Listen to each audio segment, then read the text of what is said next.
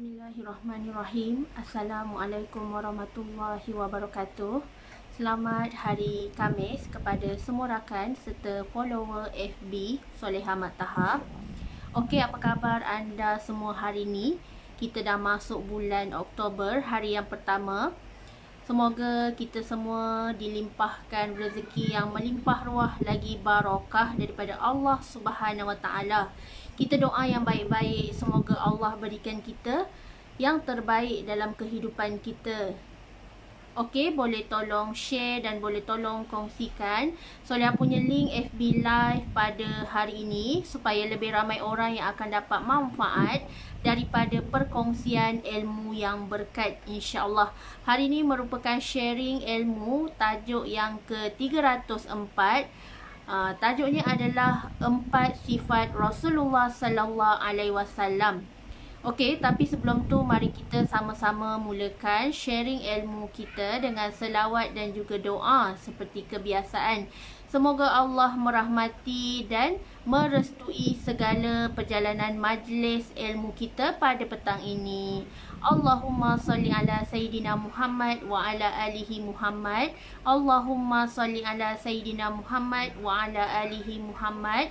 Allahumma salli ala Sayyidina Muhammad wa ala alihi Muhammad. Bismillahirrahmanirrahim. Allahumma aftah alaina hikmataka wa ansyur alaina min khazaini rahmatika ya arhamar rahimin. Rabbi syrah li sadri wa yassir li amri wahlul 'uqdatan min lisani yafqahu qawli. Amin ya Allah ya mujib. Waalaikumsalam. Hai Reha, hai Kak Mulyawati. Didoakan agar semuanya dalam keadaan sihat walafiat, dipermudahkan Allah setiap urusan kita. Okey, kita sebenarnya tahu kan, Rasulullah sallallahu alaihi wasallam ada 4 sifat yang terpuji, iaitu as-siddiq, amanah, tabligh dan fatonah. So kalau kita sebagai orang Islam nak meniru serta tiru basi akhlak dan peribadi Rasulullah sallallahu alaihi wasallam, kita boleh refer kepada 4 sifat Rasulullah. Okey, yang pertama adalah sifat as-siddiq. As-siddiq adalah benar. Rasulullah sallallahu alaihi wasallam adalah seorang yang benar, di mana Rasulullah sentiasa menerima wahyu daripada Allah Subhanahu Wa Taala dan mendapat Al-Quran sebagai mukjizat.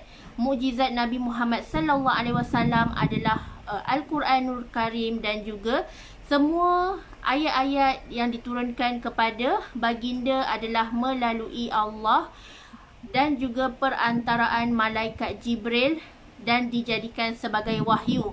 So semuanya adalah berperingkat-peringkat.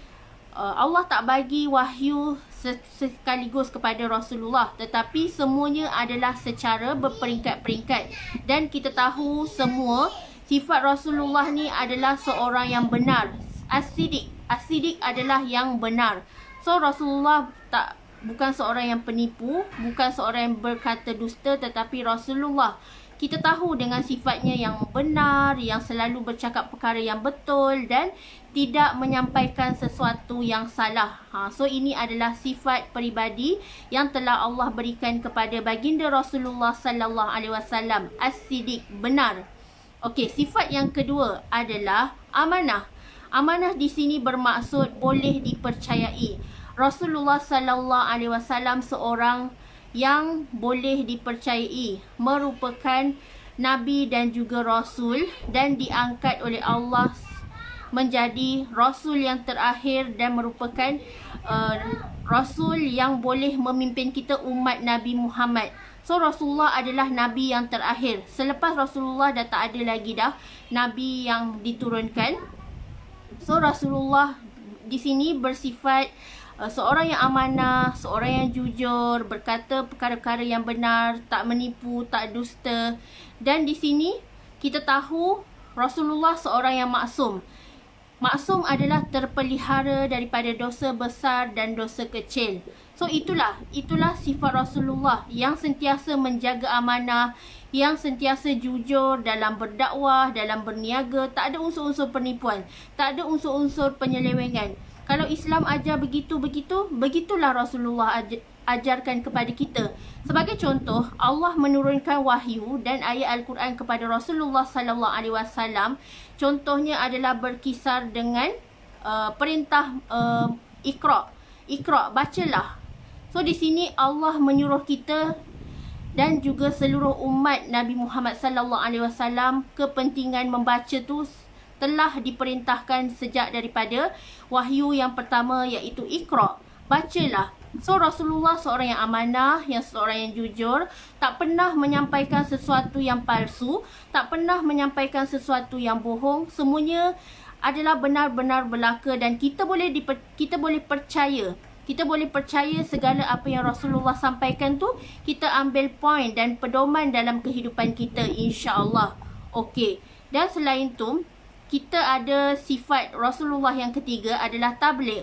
Tabligh di sini bermaksud menyampaikan. Rasulullah sallallahu alaihi wasallam seorang yang suka menyampaikan sesuatu ilmu, suka menyampaikan dakwah. Yang kita tahu, dakwah Rasulullah bermula secara sulit. Pada awalnya, dakwah Rasulullah bermula daripada keluarga terdekat dan sahabat handai sahaja. Sebab Rasulullah nak fokus. Siapakah nak betulkan peribadi sahabat-sahabat, nak betulkan pentadbiran, siapakah yang mereka nak fokus dahulu, nak satukan kaum muhajirin dan ansar macam mana. So di situlah dakwah secara sulit dan rahsia adalah pertama sekali. And then bila keadaan dah okey dan semakin ramai sahabat yang memeluk agama Islam saat itu, maka Rasulullah menjalankan dakwah secara terang-terangan.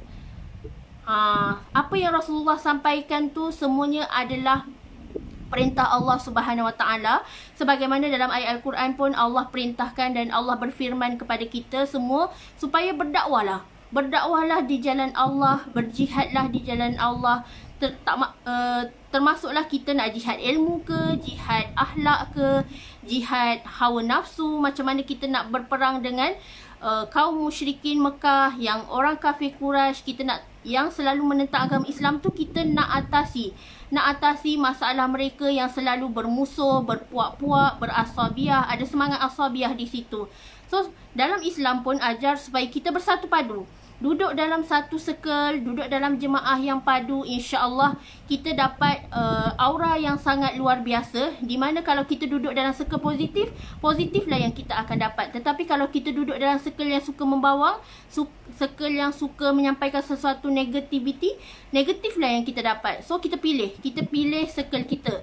Sebab tu sahabat dan Rasulullah sallallahu alaihi wasallam sentiasa menyampaikan dan berpesan-pesan kepada kebenaran.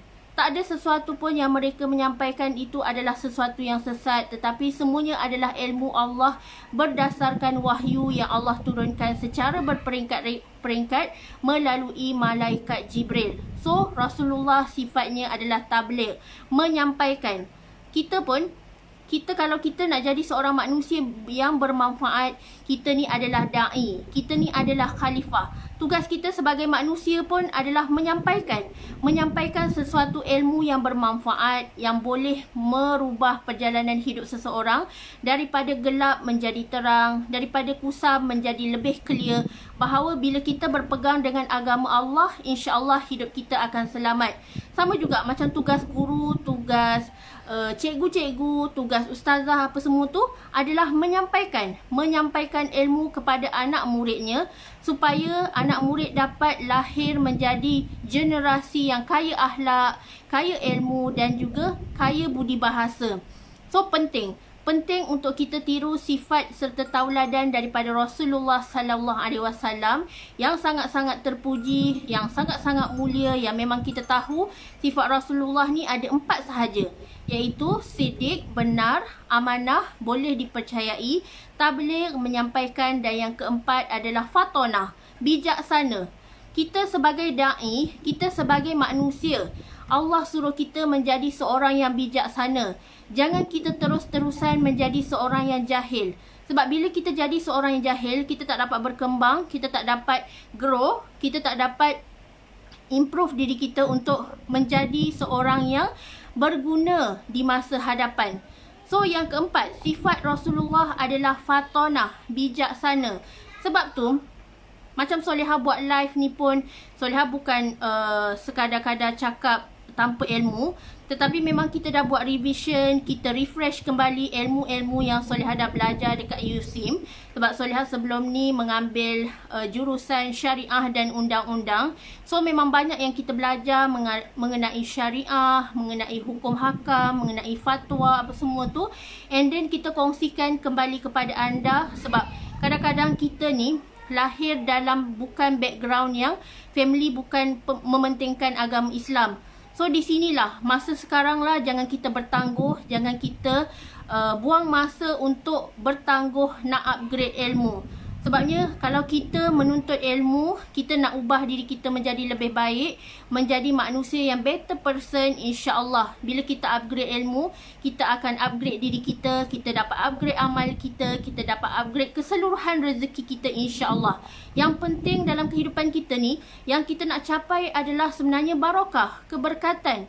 Keberkatan kita dalam menjaga adab berilmu, keberkatan kita dalam menjaga adab dengan guru kita, keberkatan kita dalam kita menyantuni orang-orang di sekeliling kita, semuanya kita perlu belajar. Sebab tu bijaksana ni sangat diambil berat dalam kehidupan kita. Kalau kita tak menjadi seorang yang bijak, kita boleh belajar. Bukanlah kita nak mengaku diri kita ni selama-lamanya tak pandai, tetapi seorang yang belajar dan nak belajar, nak diubah, nak di-guide, nak diketuk dan nak dibimbing, insya-Allah mereka akan belajar. Mereka akan belajar non-stop, nak menjadi seorang yang berjaya, nak menjadi seorang yang bijaksana, nak menjadi seorang yang brilian. So kalau kita nak menjadi seorang yang brilian dan bijaksana, kita kena asahlah bakat kita. Sebabnya bukan kita ni tak pandai. Kadang-kadang kita kata kita tak pandai baking. Tetapi bila kita masuk kelas, kita bayar kelas, kita masuk kelas PJJ apa semua tu, ada guru yang ajar, tiba-tiba kita pandai. Dah boleh buka bakery dah. Dah boleh buka kedai kek, dah boleh buka kedai roti. So amazing. Bila kita belajar dan nak dibimbing, insya-Allah kita boleh hasilkan diri kita yang super amazing dan berjaya di dunia dan di akhirat. Jangan kita bagi alasan bahawa kita tak pandai. Kita tak pandai. So sampai bila-bila lah kita tak ada improvement. So kalau kita nak berjaya, memang kita kena paksa diri keluar daripada kepompong dan comfort zone. Di mana kalau kita dah belajar, insya-Allah orang yang tak pandai copywriting, orang yang tak pandai edit gambar, orang yang tak pandai edit video pun boleh jadi pandai. Dengan asbab ada guru dan juga ilmu. Sebab tu kita tak boleh sombong. Kita anggap kita dah pandai, kita dah tahu segala-galanya. Sebenarnya banyak benda yang kita tak tahu. Sebab tu tuntutan dalam menuntut ilmu ni adalah fardu ain. Di mana Allah menyuruh kita menuntut ilmu hinggalah ke liang lahat. Di mana sampai habis nyawa kita pun kita ditugaskan untuk menuntut ilmu. Belajar dan terus belajar non-stop. Selagi kita ada hayat ni, tugas kita adalah belajar dan upgrade diri kita. Upgrade nilai hidup kita supaya kita dapat bantu family kita, dapat bantu anak-anak kita, dapat bantu mak ayah kita, dapat belanja mereka macam-macam, dapat belikan macam-macam, dapat reward macam-macam. Dan yang paling penting, bila kita menjadi orang yang berilmu ni, apa yang kita sampaikan tu, bila mereka apply dalam kehidupan mereka, dia menjadi multi-level pahala. Orang yang menyampaikan ilmu ni, walau hanya satu patah perkataan, pahala dia akan berganda-ganda. Sebab apa? Contoh macam Solehah adalah leader. Solehah leader dan di bawah Solehah ada ejen. Dan ejen Solehah mengajarkan ilmu apa yang Solehah dah ajar tu. Ejen Solehah ajar dekat dropship dia pula. So, berganda-ganda, multi-level pahala. Di mana seorang yang mengajar akan mengajarkan ilmu tersebut kepada orang-orang di bawahnya yang lain-lain, maka ilmu ni akan terus berkembang, ilmu ni akan terus berganda-ganda, pahala kita pun jadi ladang pahala. So mudah sangat kan kita nak dapat pahala. Dan yang paling penting, kita dapat berdakwah secara menyeluruh, kita dapat berdakwah secara luar biasa. So itulah yang Islam nak kita buat dan kita kejar dalam hidup ni, adalah menambah baik dalam kehidupan orang lain dan menjaga agama Allah. So anda jelas 4 sifat Rasulullah yang sangat perlu dititik beratkan dalam kehidupan kita. Kita buat, kita dapat. Man jadda wajada wa man zara'a hasada. Sebab tu kita kena ada sifat sidik, benar, jangan menipu, jujur dalam berniaga, telus dalam berniaga. And then kita kena ada sifat amanah dan jujur. Kalau kita tak tahu, kalau kita betul-betul tak tahu ilmu tu, kita mengaku betul-betul dekat customer kita bahawa kita tak tahu. Dan kita improve dengan cara belajar. Dengan cara belajar, insya-Allah kita akan menjadi seorang yang fatonah, bijaksana. Bijaksana untuk menyampaikan dan disampaikan ilmu tersebut kepada lebih ramai orang, insya-Allah. Okey. Semoga bermanfaat perkongsian solehah hari ini. InsyaAllah kita akan kongsikan lebih banyak topik untuk masa akan datang. Solehah live setiap hari Ahad hingga Khamis. InsyaAllah kita jumpa lagi di hari Ahad kalau panjang umur, insyaAllah. Doakan yang terbaik agar kita semua sentiasa dalam rahmat dan maghfirah Allah Subhanahu Wa Taala, insyaAllah. Okey. Wabillahi taufiq wa hidayah. Wassalamualaikum warahmatullahi wabarakatuh.